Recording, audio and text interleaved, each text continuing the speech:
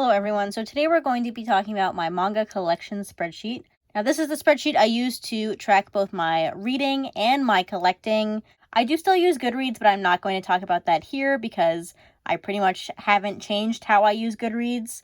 So if you want to add me on there, go ahead. I add pretty much anyone who tries to friend request me on there. I also want to start by saying I did not make this spreadsheet. This spreadsheet is made by a booktuber named Hardback Hoarder. I will include a link in the description, both to the video where she goes through the entire spreadsheet and how to use it, as well as a link to where I bought it. I paid $5 for it. I don't have the attention span, the talent, or the time to make something like this. I wouldn't even know how to begin. So I'm very thankful that I have the ability to purchase this. Again, it was only $5, so basically nothing for this really great spreadsheet. And yeah, I'm basically just going to go through how I use it, what I use it for, stuff like that.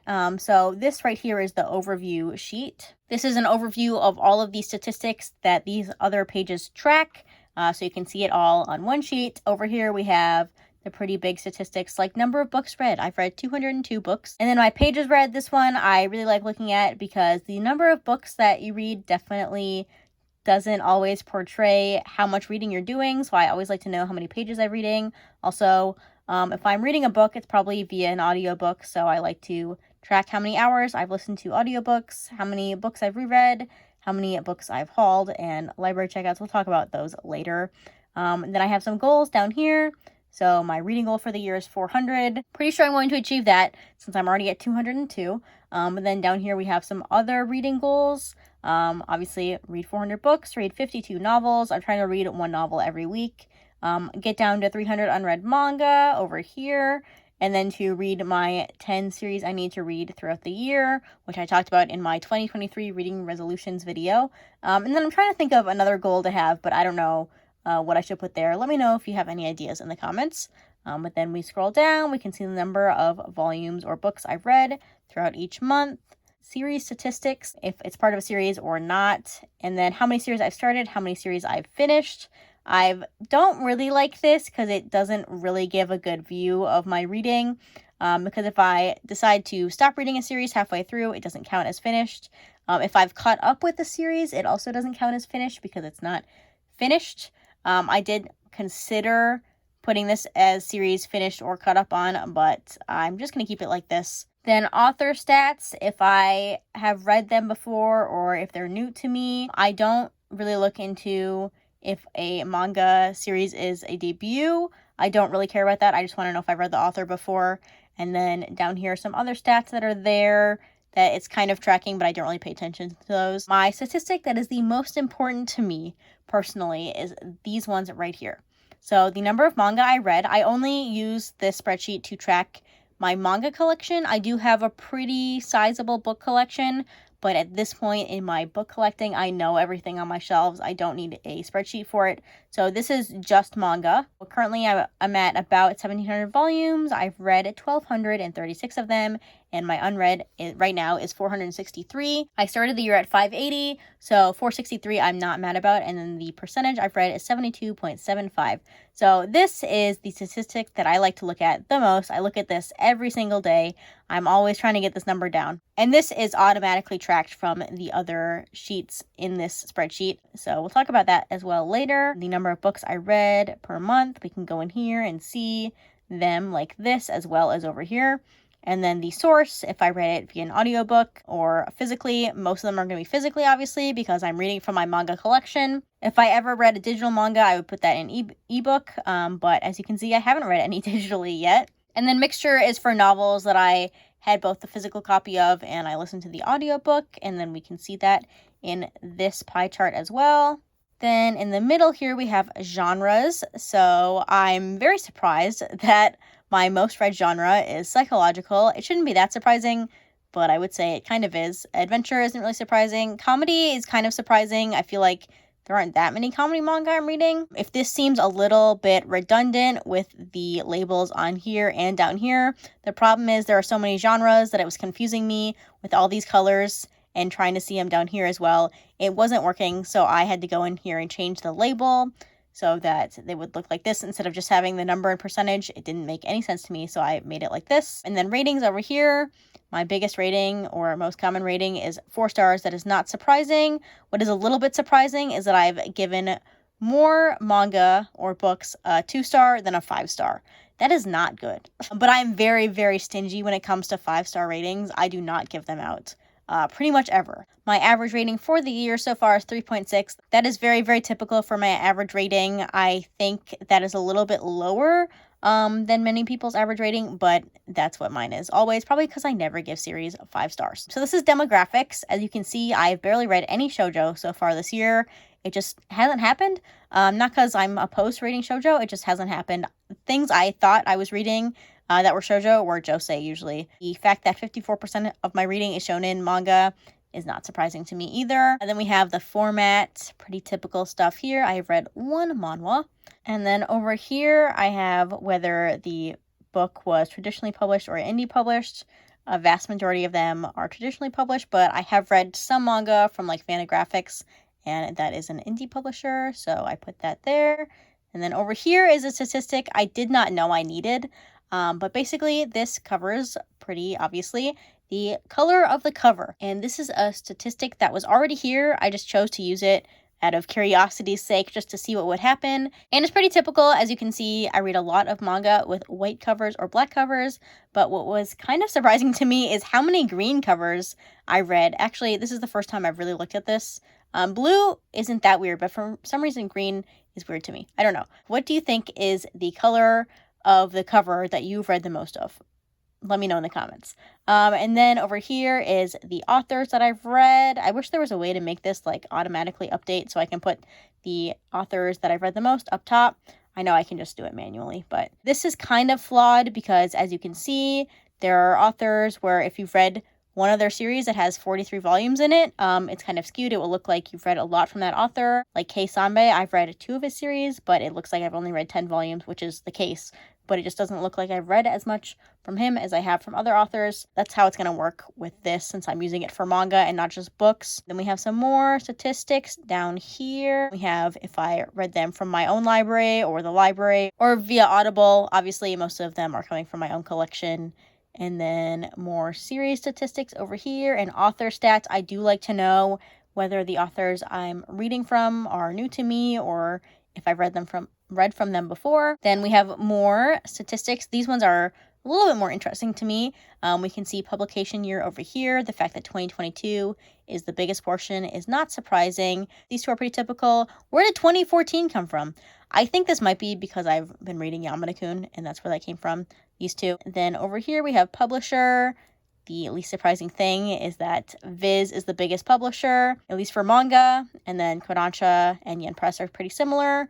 Vertical, I think, is only here because I read like 12 volumes of Blood on the Tracks, and that's the only reason that's there. And because there are so many publishers, and this chart would look terrible if I added every single publisher, I just have an other section. So if I read from a publisher that like only 1 volume, then I just put it in other. But yeah, this is the overview part of the spreadsheet. It's always interesting to look at this since all of these statistics are taken from the other pages. And then we have my books read page. So all the manga I've read, as we can see, I'm at 202 right now. This is also novels, as I mentioned. Yes, this is all tracked in Goodreads, so this is kind of redundant, but I do like having the reading and the collecting all in the same spreadsheet. Very briefly, I will go through everything that I track here. The manga or novel title, obviously, the author, number of pages I read. If it's an audiobook, the number of hours I listened to it. Actually, this is the number of hours the audiobook is listed as. It's not the number of hours I spent reading it because sometimes I listen to an audiobook at 2 times speed or 2.5 times speed. So I just keep track of the number of hours that it's listed as just to keep things simple. I never listen to audiobooks at 1 time speed, but that's how it's going. And then the month I read it, the rating, I like how 5-star is a green thing. And then if we go up, I think we can find a 1-star. Those are gray ones that show that it was not a good book. Then if I DNF'd it, I don't think I've DNF'd anything this year.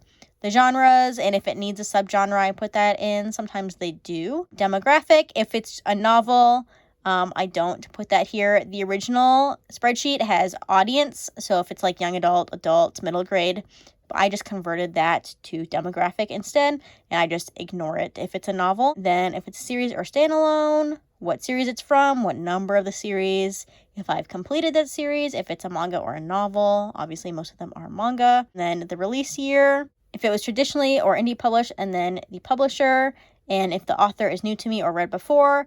The way I do this, because I'm using this for manga instead of novels, is I will only track it the first time I've read the author for the year. Kei Sanbei, who wrote Erased and Island in a Puddle, I read both of those, but I only filled this out one time. Otherwise, the stats would be skewed.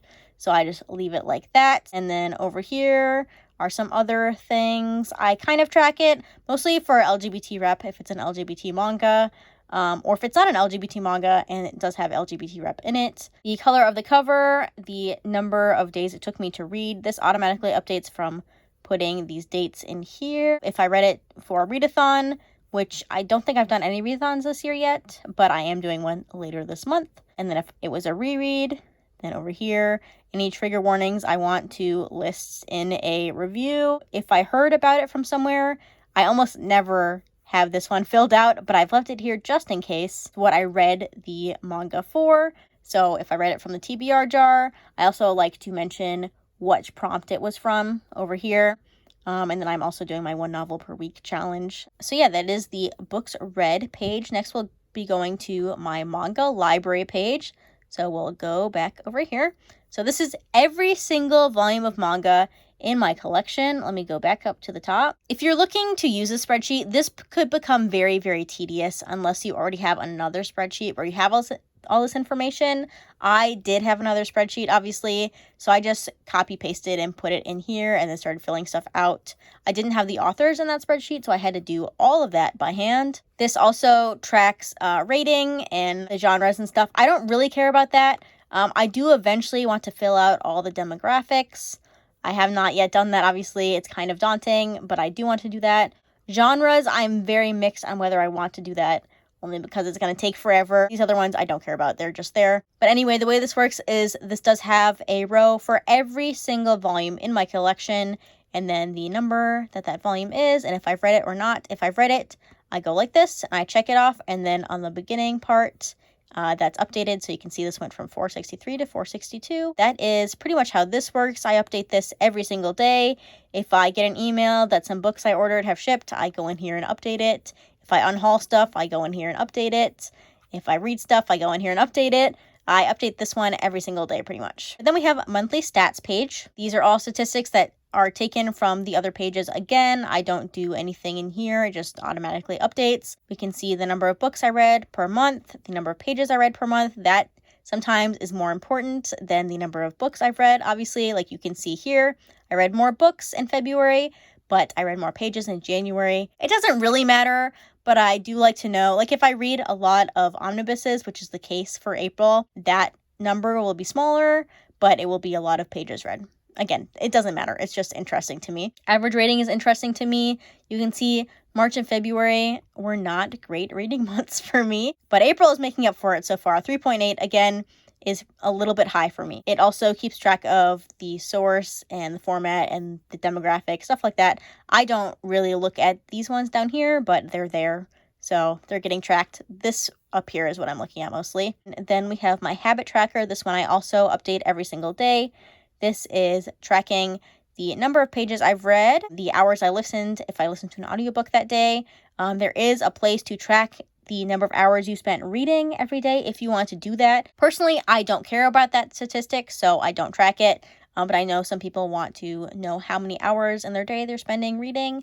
I just don't care about that. I would rather know how much reading I'm doing, not how many hours I've spent reading. But then as you fill this out, it automatically does this. So you can see if you did physical reading, audiobook reading, both, and then how many days you spent reading and how many days you didn't spend reading. And also it tracks your average pages read per day every single month.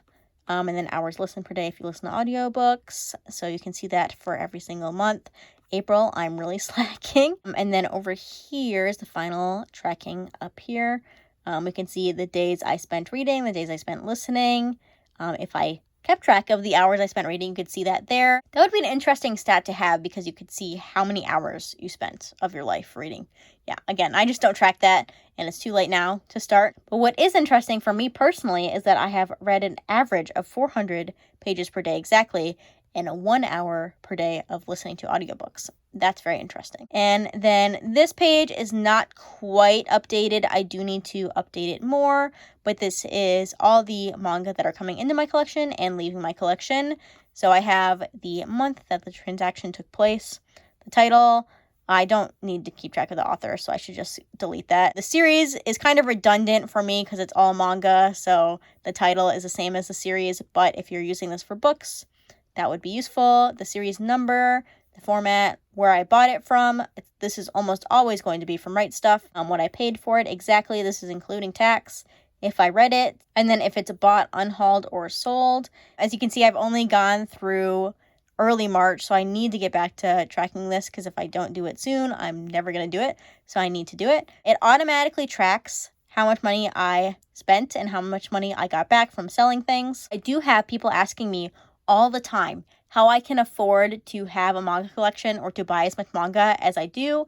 And that's because you can see here, I've actually, at least when this was updated, I had actually sold more or gotten more money from manga that I sold from my collection than I had hauled. So a large portion of the money I spend on my manga hauls comes from me selling other manga. But that's why I want to use this and why I really need to update this, because I do want to see how much money I'm spending and how much money I'm getting back from unhauling stuff.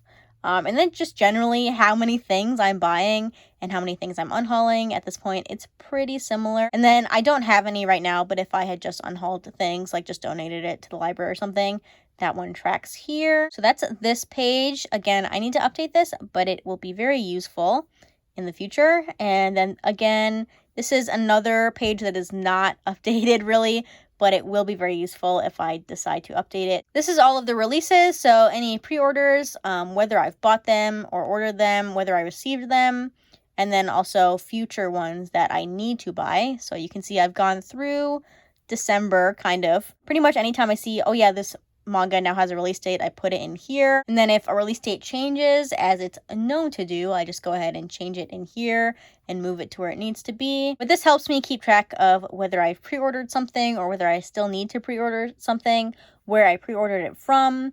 This is a problem with sometimes I have been pre-ordering stuff from Barnes & Noble, and then I forget that I pre-ordered it from Barnes & Noble, and then I order it from Right Stuff, because Right Stuff has the whole, like, look, you've already bought this before thing, and Barnes & Noble doesn't really. Again, this is not super updated because I know I have received some of these, and obviously if I received it, I ordered it, but I do need to get back to updating this every single day or every time I buy something. At the end of the year, if I keep this updated, then we can see just how many manga I bought throughout the year, so that will be interesting. But yeah, this one, very helpful if I keep it updated again.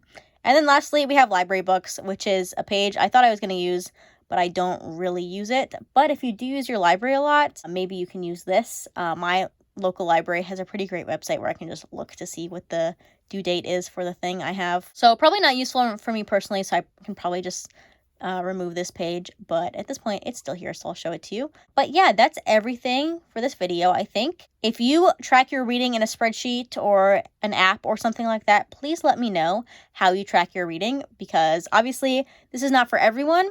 I do love this because I really like having both my manga collecting and my manga reading in the same place where I can just update them both at the same time and I can see everything all at once. But some people might just want to know how many volumes they have in their collection or what volumes they have, stuff like that. I like looking at all these colorful statistics, but not everyone does. If you have any questions about this, let me know down below. Again, I don't really know how it works. I just know it does work and it's really cool. So I can't really answer any technical aspects, but I can answer questions about how I use it or how I would use it. So go ahead and leave those questions down below if you have them.